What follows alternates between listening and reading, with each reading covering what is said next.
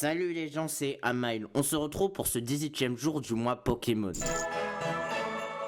Bref, pour ce 18e jour, nous allons parler de Hoopa et le choc des gens, qui est le 18e film de la licence Pokémon. Bon, comme on l'a vu hier, le dernier film, il était franchement d'une médiocrité. On va voir aujourd'hui si ce film-là peut remonter la pente, parce que bien évidemment qu'en un seul film, on pourra pas rattraper toute la merde qu'il y a eu avant. Bon, dans cette vidéo, il y aura certains changements de luminosité.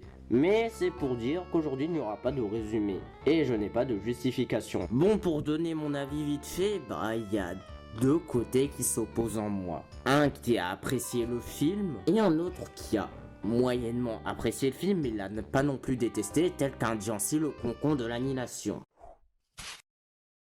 Car oui, au final, comparé au film 15 et 17, lui au moins il est dynamique et se fait pas trop attendre au niveau de l'action. Bon, l'action n'est pas non plus de ouf. Au niveau des points négatifs. Alors oui, le film est peut-être dynamique, sympa à regarder, mais en soi, le scénario est catastrophique quand on y regarde bien. Mon gros point noir du film, qui est à mon goût le scénario. Je parle vraiment dans sa globalité, parce que ça se voit que ce film-là n'a été conçu que pour créer des combats de légendaires. Ce qui plaît beaucoup aux fans. Bon, parce qu'au niveau de profondeur, le scénario est aussi profond qu'une assiette. En fait, ce qui me dérange beaucoup, c'est le fait qu'on ait fait un film juste pour mettre en avant des combats de légendaires, ce qui a beaucoup plu dans la trilogie, certes, mais là c'était mieux amené. Premièrement, la péripétie est très mal amenée, comme dans le film 14. Bon, certes, c'est un Pokémon qui peut créer des dimensions pour envoyer tout plein de Pokémon légendaires, mais c'est très mal amené à ce niveau-là également. Et puis au final, tout ça, ça n'entraîne que du fan service. Et là oui, on peut enfin utiliser le terme, ce film n'est que du fan service. Parce que c'est vrai que ça plaît aux fans quand on voit Primo Groudon, Primo Kyogre, Mega Rayquaza, Patou Shiny. Franchement, quand tu vois ça sur le papier, ça va péter de partout et ça va être trop bien. Mais ce qui va pas avec ça, c'est que déjà au final, on n'a pas de vrai combat dans ce film à part des spams d'ultra laser. Perso, c'est des types de combats dans Pokémon que j'apprécie pas du tout. Donc comment vous dire que dans ce film-là, je n'ai pas senti des combats épiques de la mort qui tue comme dans la trilogie. De plus, au final, c'est que de la poursuite et il n'y a pas réellement de combat. Bon, certes, ça peut créer beaucoup de tension, mais quand on se dit que les protagonistes ont également de leur côté des Pokémon légendaires, ça désamorce un peu ce côté-là. Mais du coup, pour avoir un bon film, il fallait juste laisser ou pas raconter son histoire.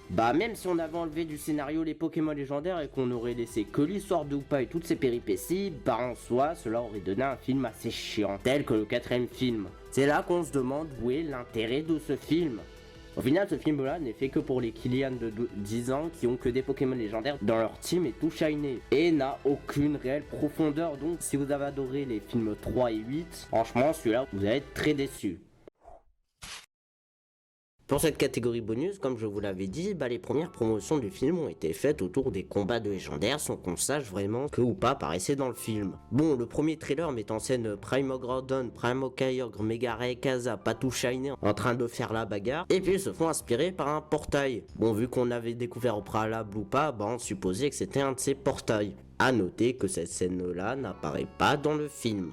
Ensuite, à un moment, nous avons eu un trailer qui mettait également en avant ce côté légendaire vs légendaire, où nous voyons Latios et Latias sortir de portail, avec la présentation de tous les légendaires, en train de se taper dessus de jour avec des scènes d'envol qui étaient magnifiques pour le coup. Cependant, cette scène-là n'apparaît pas également dans le film. Et en plus de cela, les légendaires apparaissent de nuit. Et sincèrement, je trouve ça dommage. Parce que franchement, ces scènes-là, pour le coup, étaient très bien animées. Certes, c'est bien de faire des trailers de qualité, mais dépenser de l'argent juste pour des trailers, c'est vraiment pas très intéressant. Franchement, en termes d'épicness, ce film aurait pu être très bon, au vu des trailers qu'on nous a offerts. Et je trouve que c'est du gâchis de ne pas avoir mis ces scènes dans le film. Bon, voilà, c'était à courte catégorie bonus, mais j'avais quand même envie de détailler ce côté-là.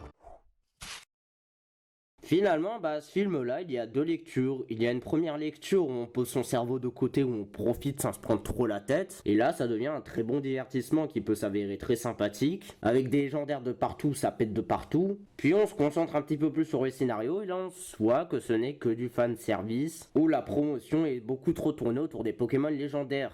Oui, parce que je sais pas si vous le saviez, mais dans les premiers trailers, c'était surtout ça qui nous était mis en avant. Sans même qu'on sache que Hoopa apparaissait dans le film.